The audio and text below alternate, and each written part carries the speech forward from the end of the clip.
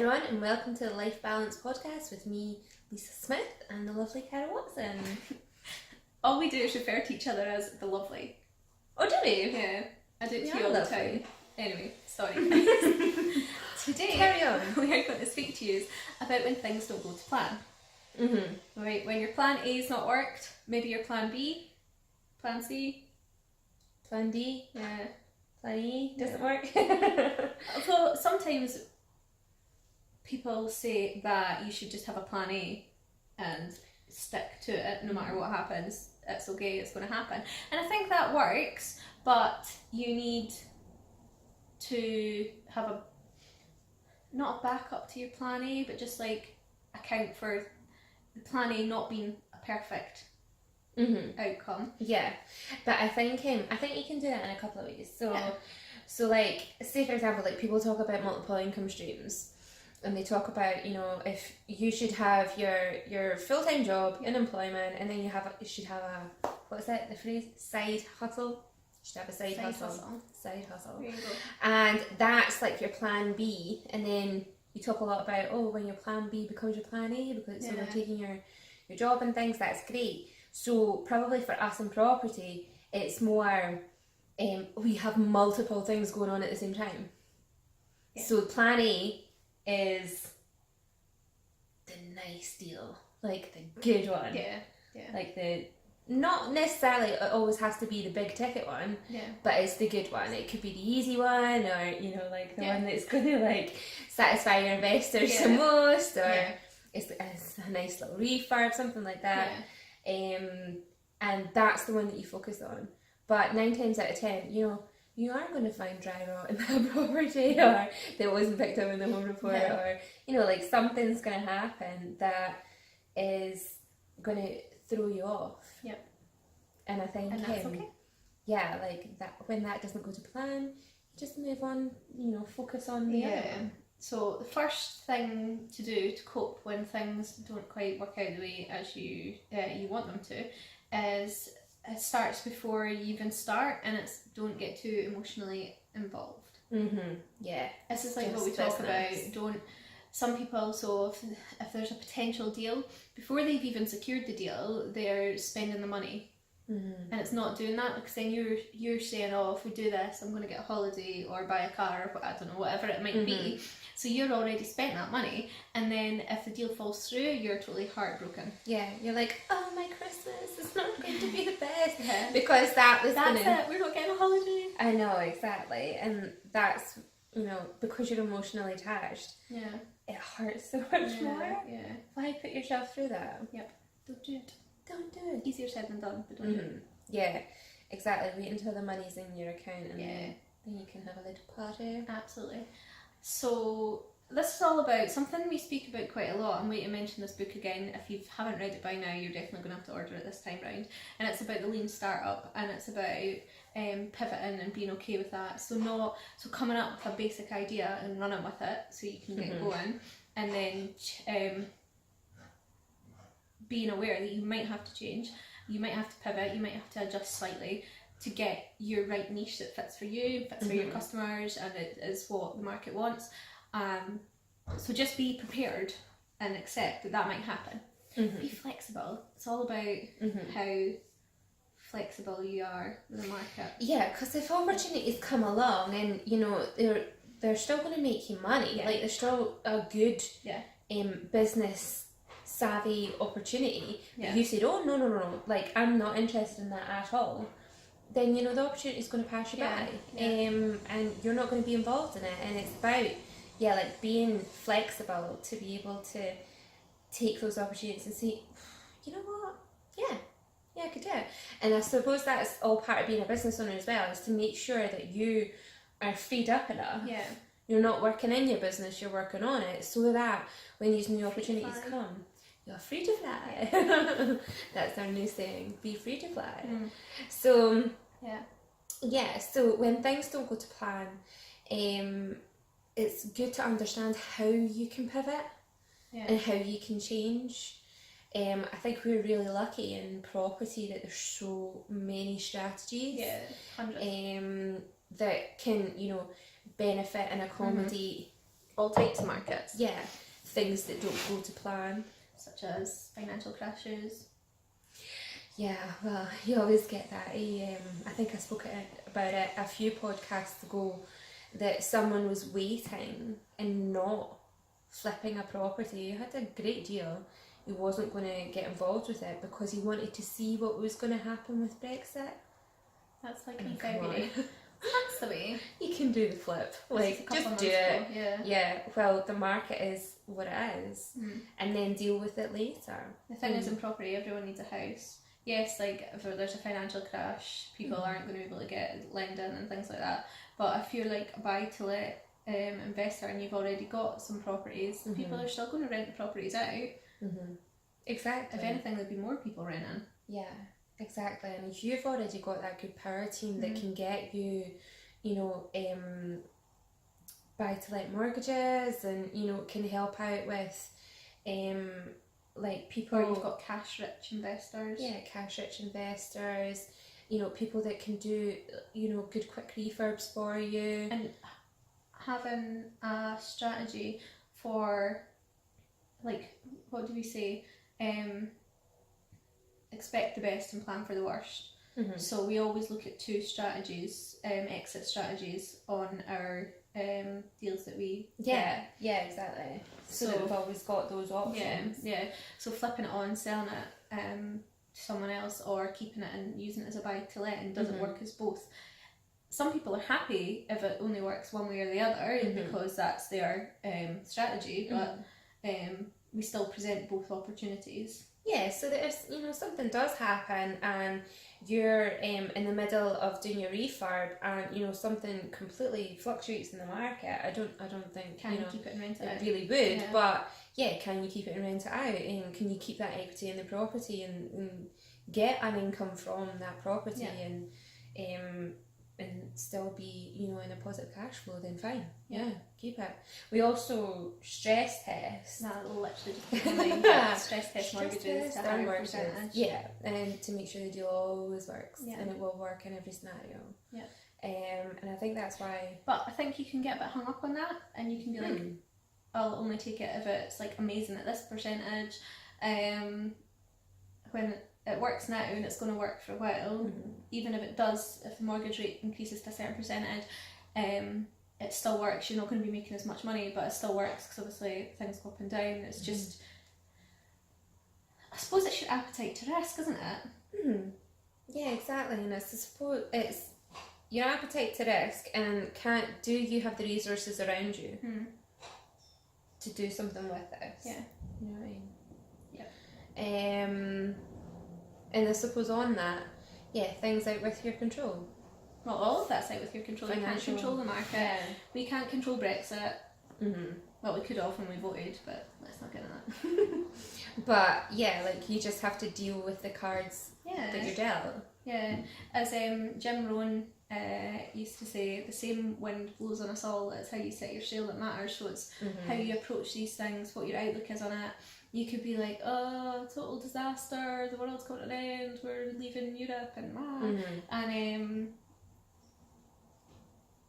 be really hung up on it. And sorry, I was just thinking, and that's such a really great phrase. Sorry, guys. So you get totally hung up on something, and because that's energy that you're putting out there, it all comes back to mindset, doesn't it? Because that's energy and the thoughts that you're putting out there, everything you get back is going to be exactly what you expect it to be. Yeah, but if you're thinking it's going to be crap, guess what? It's going to be crap. If you're proactive and you're being active and having conversations with people, and, you know, asking, even just like sitting with people and asking their opinions, and you know, attending networking events, having proper discussions on it, seeing where other people are. I mean, the gold is in the meeting, you know, and you don't know where the opportunities are going to come from. So if you're sitting with a problem, you're putting it out to the universe to say, you know, it's fine, it's fantastic, I'm resourceful, I'm resilient, I can make this happen. The next meeting that comes along, that person will have the gold that you're looking for. Yeah. Sometimes it happens, I've had it happen the other way, where I met someone and I was like, I don't know if I'm going to ever be able to help you or vice versa, but yeah, nice to meet you, here's my card, let's be friends. And then the next week I had a situation come up where I was like, oh, I met the exact person for this problem last week. On the phone. Get straight on the phone. Yeah. And it happens quite a lot like that. Yeah, I think that's the best way. If it's a problem, and then the other way you get a wee week where you're stressed, unless you've listened to the last week's podcast. Yeah. Or next week, so I'm not sure which way Lisa's putting these out. Yeah, the podcast of stress. Yeah, I think a great thing that we were talking about before this podcast, a great little quote was, when something goes wrong in your life, just yell, plot twist, plot twist, and move on. Yeah. So just have a little bit of fun with it. Like, try not to get completely, all consumed by something. And I think, like, if you do have a problem, like, talk to people about it. Like, and say, oh, like, I've got this £1 million property I'm trying to shift. I'm only joking. But like something, like actually talk to people about it and say, I've got this problem, and 9 times out of 10 they'll have a solution. Like, or they'll know someone. We find that a lot when we talk to each other about our deals. I'm like, oh, Lisa, I really need to find blah, and she's like, oh, well, actually, I think I've got something for you. Yeah, and vice versa. Like, oh, I need an investor for this. And I'm like, oh, that's perfect for an investor. Yeah, exactly. And that just so happens, like, that's what it's all about. It's joining the dots, isn't it? Exactly. But you can do that with your wider network.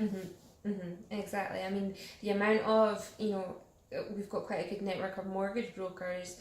Mortgage brokers bring us loads of things all the time. Investors, properties.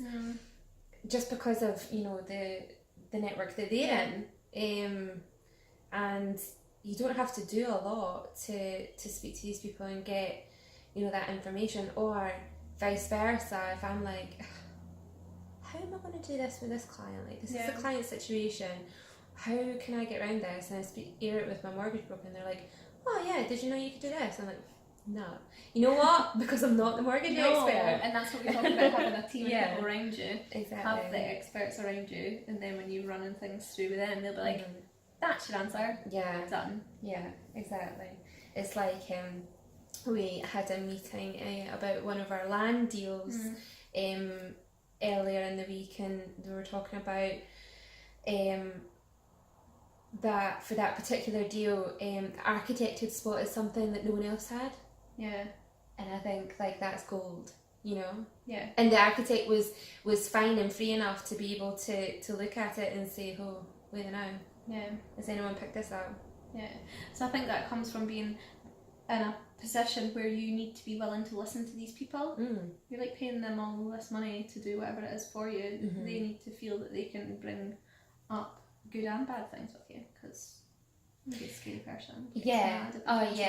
Like they wouldn't want to bring it up. Yeah. Someone goes, plot twist. You don't want to be the person that goes, oh no, stop, can't deal with that this week. You have to be the person that says, oh, you know what? And I think as well, if everyone's kind of got that attitude that's working around you, and it's all like, well, you know what, solution orientated, exactly. Then I mean, it's perfect. I think it was who was it? Bill Gates probably was like don't not direct quote. Not direct quote. No, not at all. But like he used to say, obviously, if you're going to bring me a problem, bring me the solution as well. Yeah.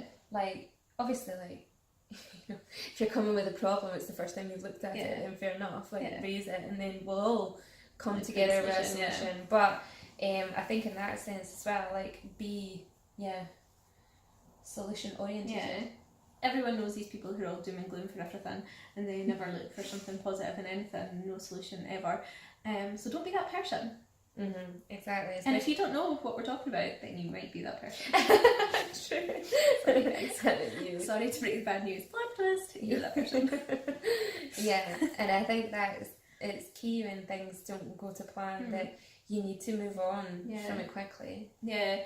Don't there's this American pastor, and he speaks about how you can be sat there hung up on something from 30 years ago. You've let one thing that happened 30 years ago, basically put your life on hold.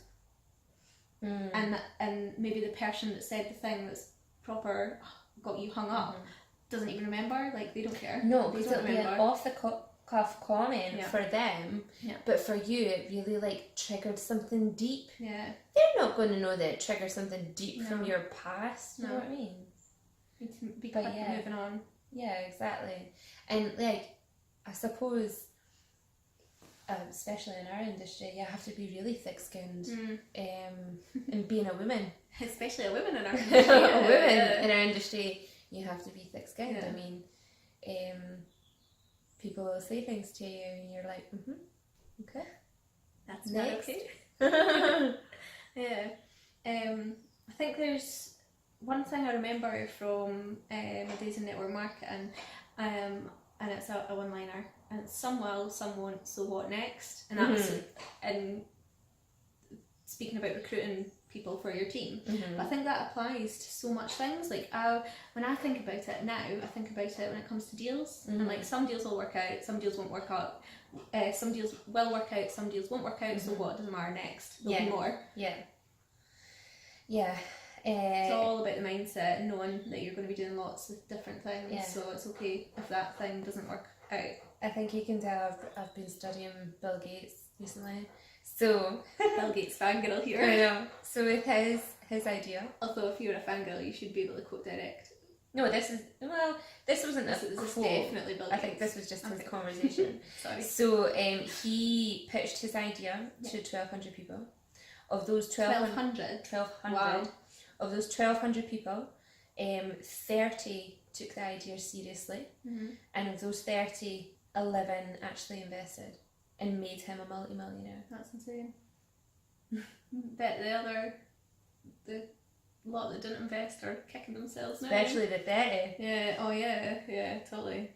And I mean, you find that a lot, you know, like, people pass up on, I was reading it, I don't know the exact figures, but it was like things like Facebook, so they tried to sell Facebook, and somebody passed up for like, say, 30 million, it's now worth whatever billion, you know, and a lot of companies that happens with. Yeah, like Colonel, when he set up KFC.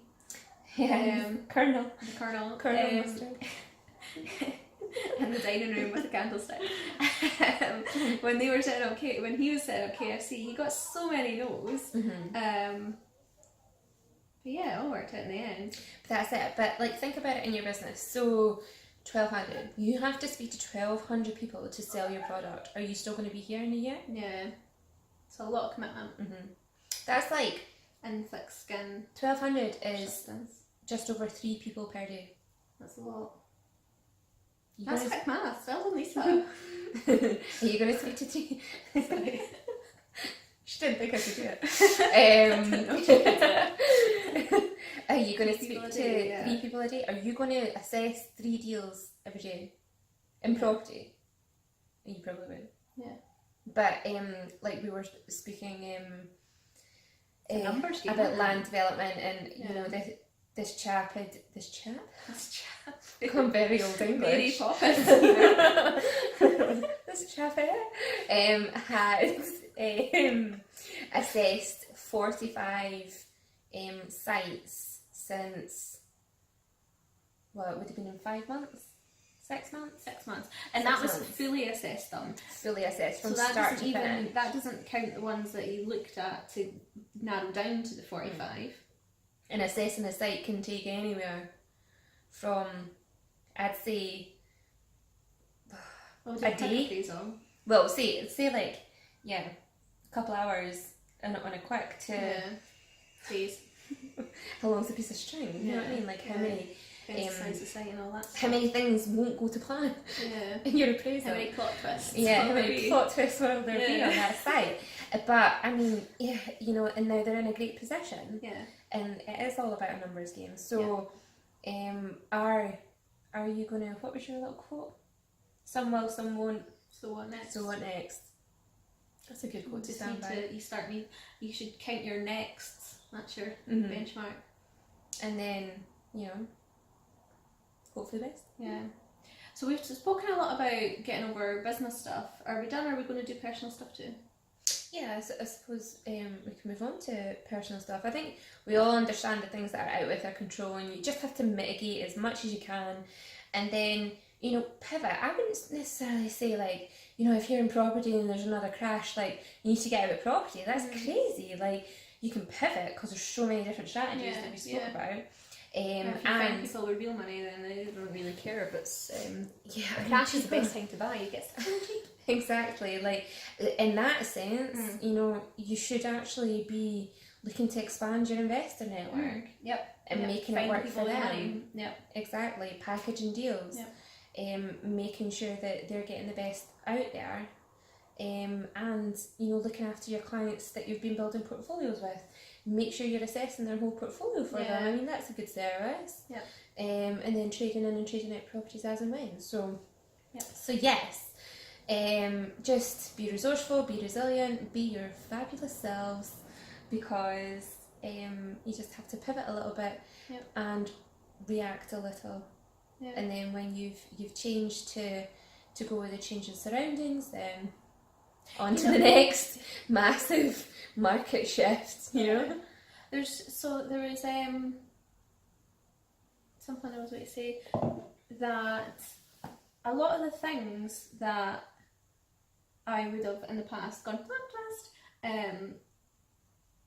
at the time it feels like it's all gone wrong, it's a total disaster, tatties are the side. That's a Peterhead saying.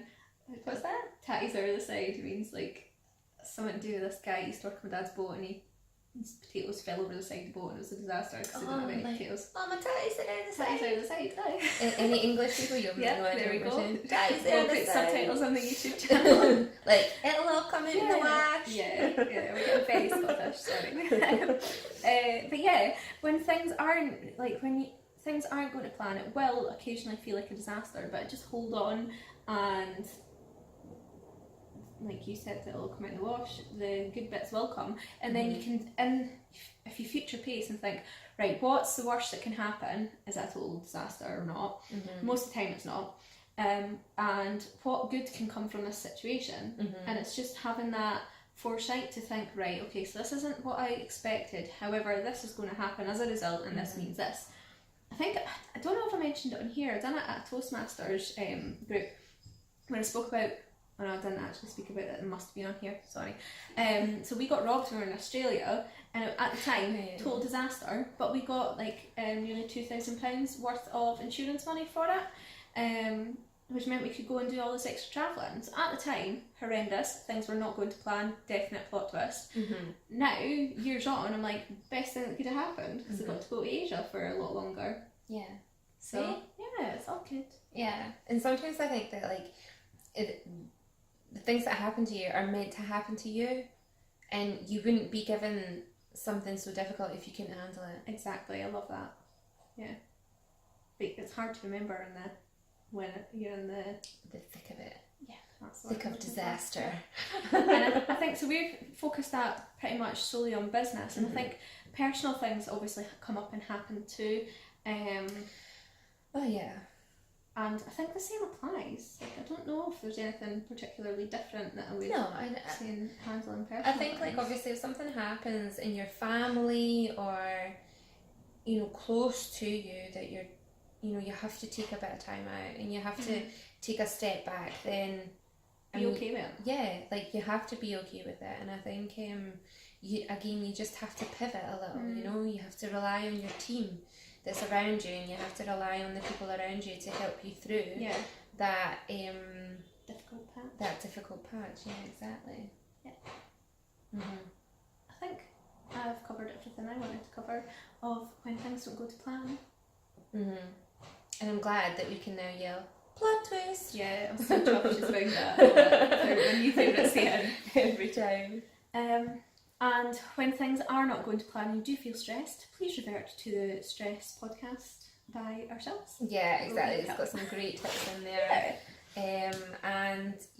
So we'd like any feedback that you have as well. So you can put a little comment in the comment below on YouTube, or you can email us as well on the Life Balance Podcast .co.uk. .com. Is it .com? .com. Is it .com? Yeah, there's our email address on .com. Oh, is it? Yeah. Right, Cara will give you the email address. thelifebalancepodcast.com. There you go. And you'll get all our links to all the other channels, our subscribe link, if you want to receive emails from us to make sure you're never missing a podcast. And our email address is actually on there too. Perfect. And yeah, if you have tips on what to do when things don't go to plan, or you've got examples that you'd like to talk to us about and share, we'd be happy to. And as always, please give us a review on iTunes. And Lisa doesn't have an iPhone, so she never says this, whereas I have an iPhone and I harper on about it all the time. She says iTunes, I say on the Libsyn website, our YouTube channel, and our Android link. Yes. Thank you for listening, guys. Take care.